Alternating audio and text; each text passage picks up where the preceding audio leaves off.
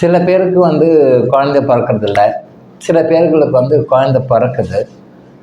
அந்த குழந்தை பிறக்கறதுலேயும் பையன்களாகவே இருக்காங்க, பெண் குழந்தைகள் கிடையாது.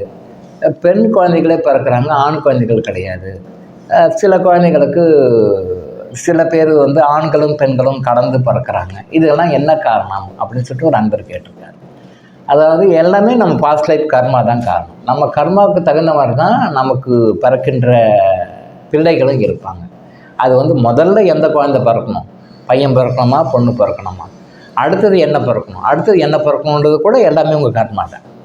ஸோ நீங்கள் மட்டும் இல்லை, உங்களுக்கு பிறக்கின்ற குழந்தைகள், உங்களுக்கு அமைகின்ற கணவன், உங்களுக்கு அமைகின்ற மனைவி, உங்களுக்கு அமைகின்ற பேரண்ட்ஸ் பெற்றோர் அப்பா அம்மா, உங்களுக்கு அமைகின்ற மாமனார் மாமியார், உங்களுக்கு அமைகின்ற உங்கள் திருமண வாழ்க்கை சம்மந்தப்பட்ட மாமனார் மாமியார், அது ஆண்களுக்கும் சரி பெண்களுக்கும் சரி, நாத்தனாருங்க, மச்சினருங்க, கொழுந்தியா கொழுந்தன்லாம் சொல்கிறாங்க இல்லையா, இந்த மாதிரி எல்லா உறவுகளுமே வந்து நம்மளுடைய பாஸ்ட் லைஃப் கர்மாவை பொறுத்து தான் பிறக்குது.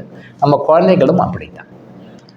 அப்போது இப்போ நம்ம ரீசெண்டாக பேப்பரில் பார்க்குறோம், அப்பா வந்து கொலை பண்ண மகன், அப்பா வந்து கொலை பண்ணிடுறான். என்னென்னா அப்பா கிட்ட போய் தண்ணி அடிக்கிறதுக்கு பணம் கேட்குறான், அப்பா கொடுக்கல, அதனால் கொலை பண்ணிடுறான். இப்போது அவருடைய ஜாதகத்தில் அவருடைய கர்மாவில் மகனால் சாகணும் அப்படின்ற அமைப்பு ஜாதகத்தில் இருக்கும். கரெக்டாக தெளிவாக அனலைஸ் பண்ணால் தெரியும். மகனுடைய கையால் இவர் இறக்கணும்னு அமைப்பு இருக்கும் பொழுது அவருக்கு அங்கே மகள் பிறந்தாக்கா மகள் கொல்ல மாட்டாங்க. அதனால் அந்த மகனை பிறக்க வைக்கும். ஒரு 6 months பேக் ஒரு சர்வே, சீனியர் சிட்டிசன் சொல்கிறோம் இல்லையா, அந்த சீனியர் சிட்டிசன்ஸை வந்து யார் ரொம்ப டார்ச்சர் கொடுக்குறாங்க அப்படின்னு சொல்லி ஒரு சர்வே எடுத்த போது, மகள்கள் வந்து நிறைய மகன்களை விட மகள்கள் வந்து ரொம்ப டார்ச்சர் கொடுக்குறாங்க. ஒரு சர்வே ரிப்போர்ட்டு நியூஸ் பேப்பரில் ஒரு 6 months பேக்கு நான் ஹிந்துவில் படித்தேன். நல்லா பாருங்கள், அந்த பெற்றோர்கள் ஒரு சர்வே எடுத்திருக்காங்க. அதில் மகன்களால் நீங்கள் கஷ்டப்படுறீங்களாமா, மகள்களால் நீங்கள் கஷ்டப்படுறீங்களாமா ஒரு சர்வே ரிப்போர்ட் கேட்டிருக்காங்க.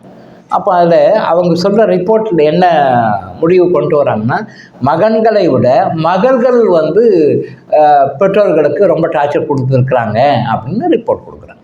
அப்போ என்ன, அவங்க கஷ்டப்படணும்னு அமைப்பு இருக்குது, அவங்க ஜாதகத்தில் கண்டிப்பாக இருக்கும். அப்போ மகன் கஷ்டப்படுத்த மாட்டான், உன்னை மகன் நல்லா வச்சு பார்த்துக்குவான். அப்போ மகன் வச்சு பார்த்துக்குவோம், வந்து மகள் ரூபமாக அந்த கஷ்டம் வரும்போது அவங்க மகளை பெற்று எடுத்துக்கிறாங்க. இதே மாதிரி தான் ஒரு குடும்பத்தில் வந்து மூத்தவனாக ஆண் பிறப்பதற்கும் மூத்தவனாக பெண் பிறப்பதற்கும் காரணம் இருக்கிறது. இளையவனாக ஆண் பிறப்பதற்கும் இளையவனாக பெண் பிறப்பதற்கும் ஒரு காரணம் இருக்கு. எல்லாமே காரணம்தான். காரணம் இல்லாமல் காரியம் எதுவுமே கிடையாது.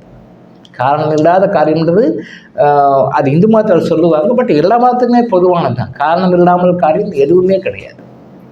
அப்போ நம்ம லைஃப்பில் நம்ம தான் செலக்ட் பண்ணிட்டு வரோம், இங்கே வந்தால் மறந்துடும். பட் அது வேறு, நம்ம பிறவி எடுக்கிறதுக்கு முன்னாடி இந்த பூமியில் நமக்கு கணவன் யார், மனைவி யார், அப்பா யார், அம்மா யார், பிள்ளைகள் யார், பெரிய பிள்ளை யார், சின்ன பிள்ளை யார், யார் பக்கத்து வீட்டுக்கார் யார், எய்த்து வீட்டுக்கார் யார், நமக்கு சொல்லிக் கொடுக்குற ஆசிரியர்கள் யார், கம்பெனிக்கு போனால் நமக்கு பாஸ் யார், மேனேஜர் யார், ஓனர் யார், நம்ம லைஃப்பில் நம்ம யாரையெல்லாம் சந்திக்கிறோமோ எல்லாரும் நம்ம ஃபிக்ஸ் பண்ணிட்டு தான் இந்த பூமிக்கு வரோம்.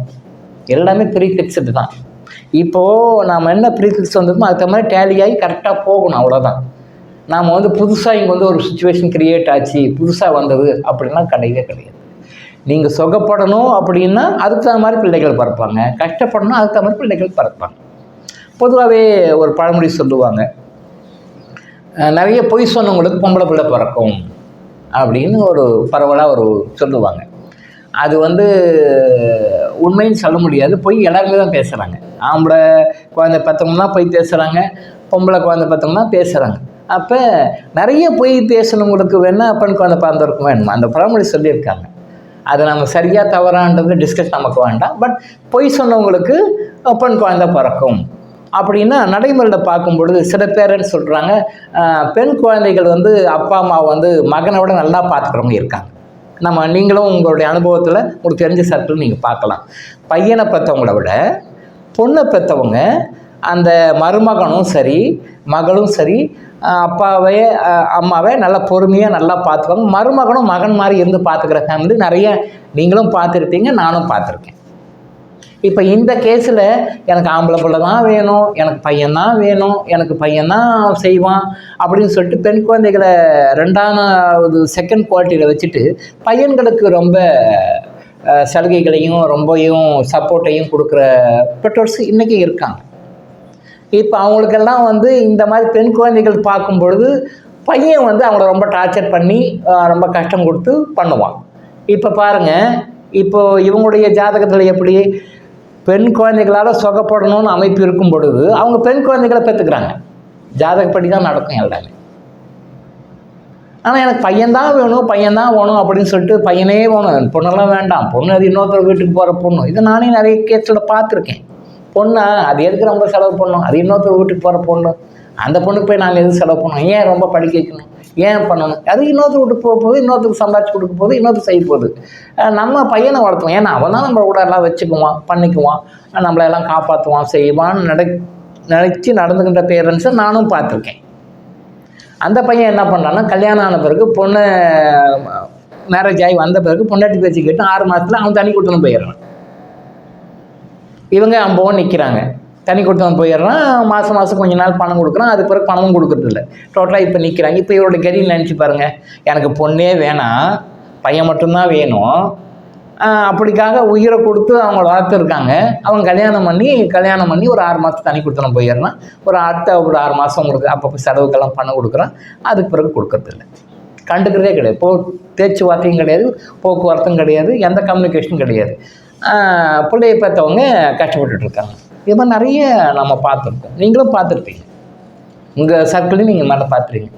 இப்போ இது என்னத்துக்கு பையனை பார்த்தீங்கன்னா அவர் என்ன சந்தோஷப்பட்டாரா என்ன? இல்லை. அப்போ அவர் ஃபீல் பண்ணுறாரு, ஐயோ நான் ஏன் வந்து பையனை பெற்றேன், பையன் வேணும்னு சொல்லி பையனுக்காக ரொம்ப கோயிலாக சுற்றினேன், குளமாக சுற்றினேன், நிறைய அப்படி வேண்டுதல் பண்ணி இந்த பையனை பற்றி இந்த பையன் கடைசியில் இப்படி என்னை விட்டுட்டு போயிட்டானே அப்படின்னு சொல்லிட்டு ஃபீல் பண்ணுற பேரண்ட்ஸும் நிறைய பேரை பார்த்துருக்கேன். இப்போ இருந்து நீங்கள் என்ன தெரிஞ்சுக்கிறீங்க, எல்லாமே நம்ம கர்மாவுக்கு தகுந்த மாதிரி தான் பிறக்கிறாங்கன்றதை புரிஞ்சுக்கணும். இந்த மேட்டர் தான் புரிஞ்சுக்கணும்.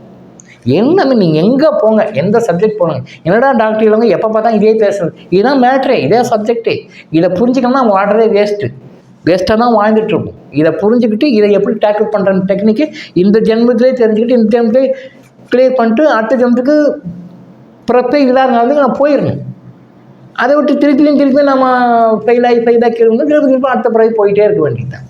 ஸோ கர்மா தான் உங்களுடைய லைஃப்பினுடைய ஒரு செக்மெண்ட்டையும் ஈச் அண்ட் எவ்ரி மொமெண்ட்டையும் ஈச் அண்ட் எவ்ரி செகண்டையும் நிர்ணயிக்கிறதா புரிஞ்சுக்கணும்.